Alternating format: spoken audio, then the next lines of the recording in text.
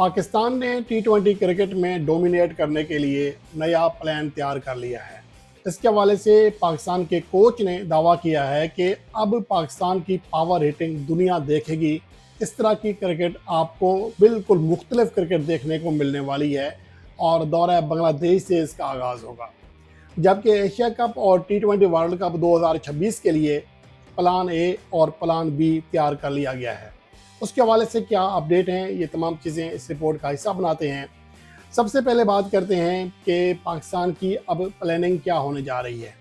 पहली बात तो ये है कि पाकिस्तान ने जिस अंदाज में सिलेक्शन की है वो खालिस्तान स्ट्राइक रेट की बुनियाद पर की है, क्योंकि अगर रन्स की बुनियाद पर की होती तो माजी करीब की तरह गुज़श्ता 5 सालों की तरह बाबर आजम और मोहम्मद रिजवान पाकिस्तान की टी20 टीम का लाजमी हिस्सा होते। अगर गुज़श्ता 5 सालों की बात करें तो ना सिर्फ पाकिस्तान बल्कि पूरी दुनिया में जितने रन्स बाबर आजम और मोहम्मद रिजवान ने किए हैं, दुनिया के किसी बैटर ने उतने रन्स नहीं किए। आखिरी 5 सालों में टी20 इंटरनेशनल मैचेस की बात करें तो मोहम्मद रिजवान ने 3229 जबकि बाबर आजम ने 2752 रन्स किए, जबकि दुनिया का कोई और बैटर 2700 रन्स की हद पार नहीं कर सका। लेकिन इन दोनों का जो स्ट्राइक रेट था वो खासा कम था, 130 से भी नीचे रहा। और इसके मुकाबले में अगर ये देखें कि एवरेज में बात करें तो मोहम्मद रिजवान अकलौते बैटर हैं जिन्होंने 1000 से ज़्यादा रन्स किए 5 सालों में और उनकी एवरेज 50 से ऊपर रही। जबकि एवरेज में बाबर आजम भी टॉप 3 बल्लेबाजों में शामिल हैं। लेकिन असल चीज़ थी स्ट्राइक रेट, जो आजकल टी20 क्रिकेट में सबसे ज़्यादा अहमियत इख्तियार कर गया है। अगर आप उन 31 बल्लेबाजों की बात करें जिन्होंने 5 सालों में मजमूई तौर पर 1000 रन्स किए, उनमें स्ट्राइक रेट के लिहाज से देखें तो दुनिया के सिर्फ 4 बैटर्स हैं जिनका स्ट्राइक रेट बाबर आजम या मोहम्मद रिजवान से नीचे है। बाकी सबका स्ट्राइक रेट इन दोनों से खासा ऊपर है और जिनका कम है उनमें चंद हैरान कुन नाम भी हैं, जिनमें डेविड कॉनवे हैं 127 के स्ट्राइक रेट से खेले, अरुण फिंच 123 के स्ट्राइक रेट से खेले, केन विलियमसन 119 के स्ट्राइक रेट से खेले। तो चंद हैरान कुन नाम भी हैं। लेकिन और दूसरी जानब फ़खर जमान ने भी बहरहाल इन 5 सालों में 129 के स्ट्राइक रेट से रन किए हैं, जो कि सिर्फ एक ज़्यादा रन है 100 बॉलों पे बाबर आजम और रिजवान के मुकाबले में। लेकिन इसके बावजूद अब जो पाकिस्तान की प्लानिंग दिखाई दे रही है वो बिल्कुल मुख्तलिफ है। जैसा कि अब्दुल रज़ाक जो कि कोच थे पाकिस्तान के उस कैंप में जिसमें पाकिस्तान के प्लेयर्स की पावर हिटिंग सही करनी थी, उनकी कोचिंग करनी थी, तो उन्होंने कहा कि मैंने जिस तरह हारिस को यानी कि मोहम्मद हारिस को और हसन नवाज़ को हिटिंग करते देखा तो मुझे लगा कि हमारी टीम में एक ऐसे खिलाड़ी आ गए हैं जो उस गेंद को भी गेंद के बाउंड्री लाइन के बाहर फेंक सकते हैं, जिन्हें आम हालात में उनका डिफेंस करना भी मुश्किल होता है। दोनों के अंदर पावर हिटिंग है, सलाहियत मौजूद है। जबकि मोहम्मद हारिस मुकम्मल तौर पर निडर खिलाड़ी हैं, फास्ट बॉलर को भी आगे आकर खेलते हैं। इसके अलावा सैम अयूब, फ़खर जमान, सैयद फरहान, ख्वाजा नाफे की तारीफ़ की अब्दुल रज़ाक ने कि ये खिलाड़ी पाकिस्तान की मुस्तकबिल की टी20 टीम के मुस्तकिल रुकन होंगे और टीम को एक नए रूप में ढाल देंगे। ये अब्दुल रज़ाक का दावा है जो कि इस कैंप के हेड कोच थे, जिनकी निगरानी में पाकिस्तान के बैटर्स ने अपनी पावर हिटिंग तकनीक को बेहतर किया था। बहरहाल अब जो पाकिस्तान की सिलेक्शन है उसके ऊपर अगर बात करें तो खालिस्तान स्ट्राइक रेट की बुनियाद पर दिखाई देती है, क्योंकि अगर आप 2024 से अब तक देखें तो पाकिस्तान के वो टॉप 7 बल्लेबाज जिन्होंने मजमूई टी20 मैचेस में सबसे ज़्यादा रन्स किए, उनमें से 5 पाकिस्तान की मौजूदा टीम का हिस्सा हैं, जिनमें सिर्फ 2 खिलाड़ी हिस्सा नहीं हैं, जिनमें से एक है आज़म खान जिनकी खालिस्तान वजह उनकी फ़िटनेस है, और उसके अलावा हैदर अली को नहीं शामिल किया गया। शायद उसकी वजह ये है कि माजी करीब में उन्हें काफ़ी मौके दिए जा चुके हैं। लेकिन बहरहाल इस बात का भी इम्कान है कि हैदर अली को दोबारा पाकिस्तान की टी20 टीम का हिस्सा बनाया जाए। अब यहाँ पर पाकिस्तान की कारकर्दगी देखें, जिन बल्लेबाजों ने 2024 से कम 500 टी20 रन किए हैं, उनमें हैदर अली 161 के स्ट्राइक रेट के साथ सबसे ऊपर हैं, 30 की एवरेज है, और हसन नवाज़ 160 के स्ट्राइक रेट से खेले हैं, फ़हीम अशरफ 152 के, सैयद फरहान 151, आज़म खान 151, मोहम्मद हारिस 149, खुशदिल शाह 148। जो बाकी प्लेयर्स हैं उनमें खुशदिल शाह, उस्मान खान, अब्दुल्ला शफीक और यासिर खान हैं, जिनका स्ट्राइक रेट 140 से ऊपर रहा है। इस फहरिस्त के जो टॉप 7 बल्लेबाज हैं उनमें से 5 पाकिस्तान की मौजूदा टी20 टीम का हिस्सा हैं। तो आप इससे अंदाज़ा लगा सकते हैं कि पाकिस्तान की जो सिलेक्टर्स की अप्रोच है या टीम मैनेजमेंट की अप्रोच है, वाज़ेह तौर पर स्ट्राइक रेट को अहमियत दे रही है। तो इस वजह से ये कहा जा सकता है कि पाकिस्तान की जो प्लानिंग है फ़िलहाल वो यही है, प्लान ए जो है वो यही है कि हमारे जो डोमेस्टिक मैचेस में ज़्यादा स्ट्राइक रेट से खेलने वाले खिलाड़ी हैं, उनको भरपूर मौका दिया जाए। और ये लकीली पाकिस्तान के लिए बहुत बेहतरीन हो गया कि पीएसएल के बाद जो पाकिस्तान की सीरीज़ हैं, वो किसी ऐसी टफ़ टीम के ख़िलाफ़ नहीं है जिनका बॉलिंग जो यूनिट है वो ज़्यादा तगड़ा हो। बांग्लादेश के साथ हमने सीरीज़ खेली है, उसके बाद बांग्लादेश के साथ एक और सीरीज़ खेलने जा रहे हैं, फिर वेस्ट इंडीज़ के साथ सीरीज़ है, फिर अफ़गानिस्तान के स्पिनर्स तो बेहतर हैं लेकिन उनके जो फास्ट बॉलर्स हैं वो एवरेज लेवल के हैं।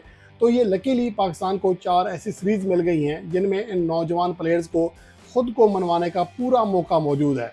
इससे बेहतर मौका शायद ही मिले इनको। लेकिन उसके बाद प्लान जो बी दिखाई दे रहा है, जो कि इत्तलात हैं कि माइक हैसन जिस तरह सोच रहे हैं कि बाबर आजम की भी वापसी हो सकती है पाकिस्तान की बैटिंग लाइन में, लेकिन देखना ये होगा कि उनकी कारकर्दगी कैसी रहती है। पाकिस्तान की अगर मौजूदा टीम की बात करें तो पाकिस्तान में एक सलमान अली आगा हैं जिनके बारे में कुछ ना कुछ कहा जाता है कि ये बाबर आजम और रिजवान की टाइप की क्रिकेट खेलते हैं, लेकिन ऐसा है नहीं।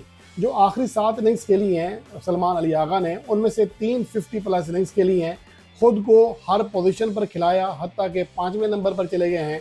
और इस दौरान जो उनकी कारकर्दगी रही है, लगभग 48 की एवरेज है और 148 से ज़्यादा उनका स्ट्राइक रेट है। और इन 7 में से 3 इनिंग्स में उनका स्ट्राइक रेट 164 से ज़्यादा रहा और एक इनिंग्स में 158 रहा। तो ये साबित कर रहा है कि सलमान अली आगा ने भी अपनी अप्रोच टोटली चेंज कर ली है।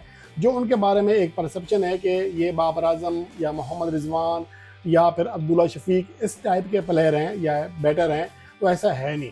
तो ये उन्होंने फ़िलहाल साबित कर दिया है, लेकिन फिर भी देखना होगा कि आने वाले मैचेस में उनकी कारकर्दगी कैसी रहती है।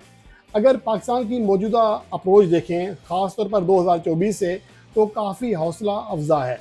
अगर इस अरसे में पाकिस्तान के तमाम बैटर्स का T20 मैचेस में, चाहे वो लीग मैचेस हों, डोमेस्टिक मैचेस हों, इंटरनेशनल मैचेस हों, उनमें स्ट्राइक रेट देखें तो पाकिस्तान टीम लगभग ऑस्ट्रेलिया के बराबर है। इंडिया इस वरस में उनके जो बैटर्स हैं 9.12 के रन रेट के साथ सबसे ऊपर हैं। इंग्लैंड के बैटर्स ने 8.73, जबकि पाकिस्तान और ऑस्ट्रेलिया के बैटर्स ने लगभग सेम स्ट्राइक रेट के साथ रन्स किए हैं। सिर्फ 1 पॉइंट का फ़र्क है। ऑस्ट्रेलिया ने 8.48 जबकि पाकिस्तान ने 8.47 के स्ट्राइक रेट से रन्स किए हैं। तो ये साबित करता है कि पाकिस्तान की डोमेस्टिक क्रिकेट में भी, पीएसएल में भी पाकिस्तान के प्लेयर्स ने अब तेज़ खेलना शुरू कर दिया है, जो एक अच्छा साइन है। और हत्ता कि न्यूजीलैंड के बैटर जिनका स्ट्राइक रेट हमेशा माना जाता है तेज़ खेलते हैं, मॉडर्न डे क्रिकेट खेलते हैं, उनका स्ट्राइक रेट भी इस अरसे में पाकिस्तान के बैटर से नीचे है, जो कि 8.44 है। ये बहुत ही खुश आइन चीज़ है।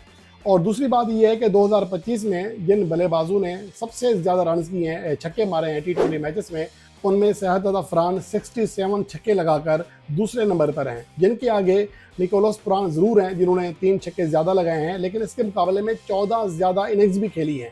तो इस लिहाज से देखा जाए तो छक्कों के रेशो के एतबार से शहजाद अफरान 2025 का सबसे बेहतरीन पावर हिटर है। तो इसलिए हो सकता है कि बांग्लादेश के खिलाफ सीरीज़ में भी शहजाद अफरान को पूरा मौका दिया जाए और वो ख़ुद को मनवाने में कामयाब हो जाएं।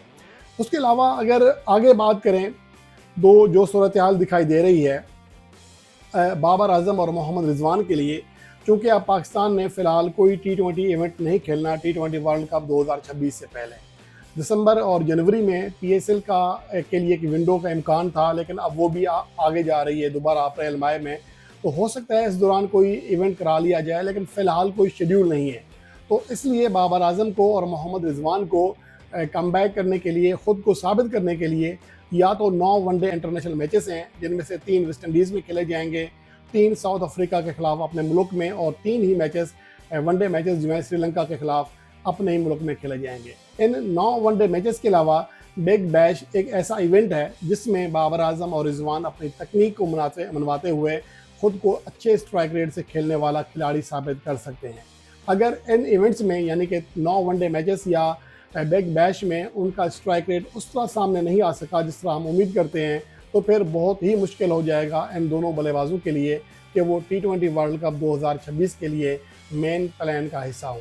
बी प्लान में हो सकते हैं, लेकिन फिर ए प्लान में वही खिलाड़ी होंगे जिनका स्ट्राइक रेट पाकिस्तान के डोमेस्टिक मैचेस में सबसे ज़्यादा है, या फिर दूसरी सूरत ये हो सकती है कि जिन प्लेयर्स के मैंने नाम लिए हैं इनमें से कोई आने वाले मैचेस में उस तरह परफॉर्म ना कर सके जिस तरह के पाकिस्तान के T20 मैचेस में उन्होंने परफॉर्म किया हुआ है। तो यही सूरत हाल बन सकती है। अब देखना ये है कि पाकिस्तान के ये बैटर्स जिन्होंने हालिया अरसे में 2024 से शानदार परफॉर्मेंस दी है, अपना स्ट्राइक रेट बूस्ट किया है, वो आने वाली सीरीज़ में कैसी कारकर्दगी दिखाते हैं।